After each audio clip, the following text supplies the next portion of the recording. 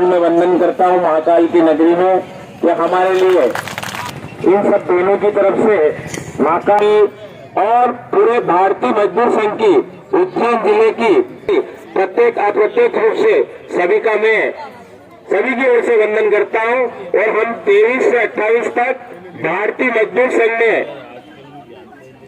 25 साल में पहली बार मध्य प्रदेश में तालाबंदी की। हमें ऐसा लगता है कि सरकार कहीं हमारे आंदोलन को कुचलने जा रही थी और अधिकारी और सुपरवाइजर कहीं दबाने के प्रयास कर रहे। मैं एक भारतीय मजदूर संघ का पहले कार्यकर्ता हूं, बाद में सरकार का अंग हूं और भारतीय मजदूर संघ का कार्यकर्ता होने के नाते आपके दुख दर्द को बहुत अच्छी तरह से समझता हूं, जानता हूं। प्रारंभ से लेकर अभी तक आपके तमाम संघर्ष, तमाम लड़ाइयों में शामिल रहा हूं, लड़ा हूं। यहाँ से लगाकर दिल्ली तक की आपकी लड़ाइयां हमने लड़ी, भारत सरकार तक जाकर के हमने संघर्ष किया है। प्रदेश की सरकार के साथ में भी समय समय पर आंदोलन किए हैं। ये आंदोलन जैसा अभी आपकी जिला अध्यक्ष बहन जी ने बताया कि भी हमने 2 चरणों का आंदोलन, 3 चरणों का आंदोलन हमने पूरा किया। भारतीय मजदूर संघ की कार्य समिति की बैठक में भी इस पर चर्चा हुई, आंगनवाड़ी की बैठक में भी इस पर चर्चा हुई और चर्चा होने के बाद में बार बार ये विषय उठता था कि कमलनाथ जी की सरकार में 1500 रुपए काट दिए गए, उसका कोई निराकरण नहीं हुआ। हमको समय पर मानधन नहीं मिलता, इसका कोई निराकरण नहीं हुआ।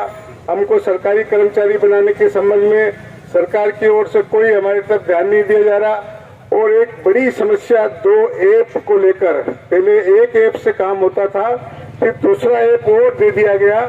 ये सारी बातों को लेकर बहनें हमेशा अपनी बातें हर बैठक में, छोटी मोटी सब बैठकों में बराबर इस बात को रखती थी। लगातार समय समय पर सभी स्तर की चर्चा होने के बाद मैं आज आपको विश्वास के साथ कह सकता हूं, कल भारतीय मजदूर संघ के प्रदेश के महामंत्री मधुकर सावले जी के नेतृत्व में कल भी मेरी उनसे चर्चा हुई, आज भी चर्चा हुई।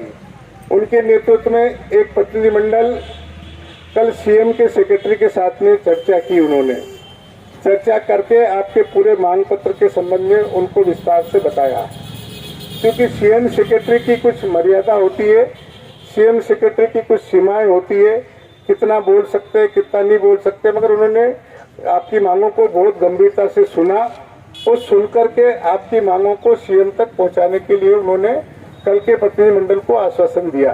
उसके बाद में आज प्रातः योग से या विक्रम कीर्ति मंदिर में माननीय मुख्यमंत्री जी का आना हुआ और कल रात्रि को 11:30 बजे पता लगा कि मुख्यमंत्री जी सुबह उज्जैन आ रहे।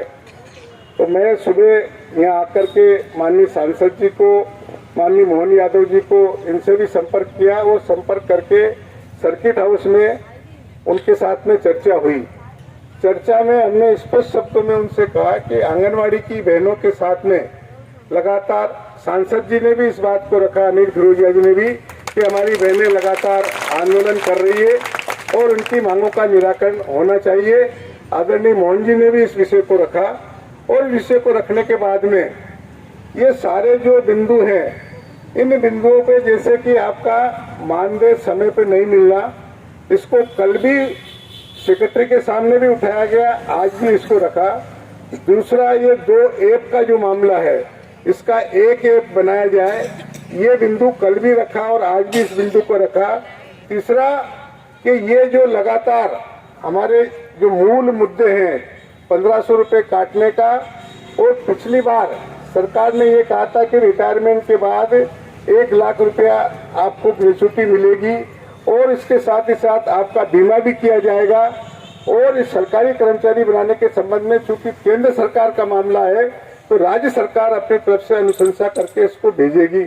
इन सारी बिंदुओं पर कल भी चर्चा हुई, आज भी चर्चा हुई। चर्चा के बाद माननीय मुख्यमंत्री जी ने यह आश्वस्त किया है कि बहुत जल्दी, अभी 5 तारीख से लगाकर 25 तारीख तक विकास यात्रा है। ये विकास यात्रा पूरी होने के बाद गंभीरता से सुन लेना, आपके पूरे प्रदेश की बहनों को भोपाल में बुलाकर उन बहनों के साथ में चर्चा करके, बहनों के साथ में बैठकर इनके जितने भी बिंदु हैं, ये बिंदु तो 1-2 दिन में समाप्त हो जाएंगे, चाहे आपके मानदेय का मुद्दा हो, ऐप का मुद्दा हो या अन्य जो छोटे मोटे मुद्दे हैं, ये तो 1-2 दिन में समाप्त हो जाएंगे। जो मूल बिंदु है वो माननीय मुख्यमंत्री जी आपके साथ भोपाल में बैठ के चर्चा करेंगे और चर्चा करके सारी समस्या का निदान करेंगे।